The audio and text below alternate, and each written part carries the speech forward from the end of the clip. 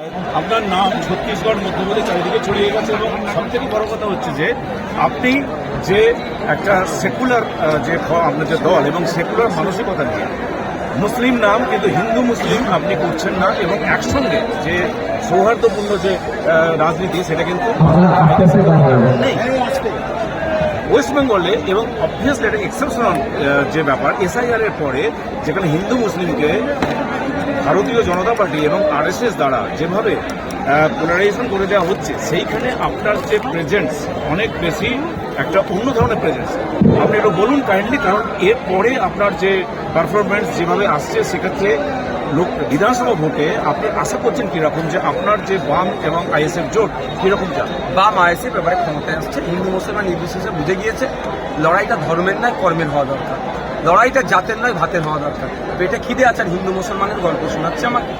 BJP আমার ছেলের চাকরি নেই, আমার পরিবারের ছেলে মেয়ের চাকরি নাই, আর আমাকে এখানে ধর্মের সামনে রেখে লড়িয়ে দেওয়ার চেষ্টা করছে, এটা হবে না। বিজেপি তৃণমূল মিলে সাম্প্রদায়িক রাজনীতির চাষ পশ্চিমবাংলায় করতে চাইছে।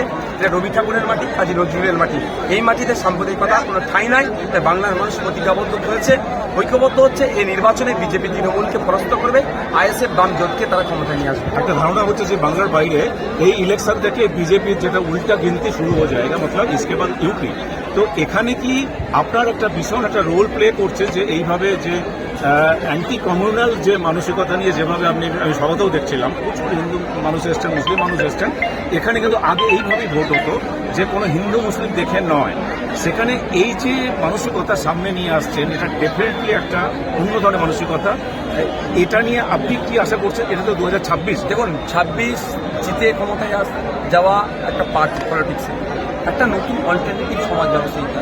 তাই ভাই হিন্দু মুসলমানের লড়াই লাগিয়ে দিয়ে শিক্ষা স্বাস্থ্য কর্মসংস্থান চুরি হয়ে যাচ্ছে। আর কি হিন্দু মুসলমান করবো? হিন্দু ছেলেটাও চাকরি পাচ্ছে না, মুসলমানের ছেলেটাও চাকরি পাচ্ছে না, সব থেকে বেশি ক্ষতিগ্রস্ত হচ্ছে হিন্দু ছেলেটা। কিন্তু বিজেপি হিন্দু মুসলমান লড়িয়ে দিতে চাইছে।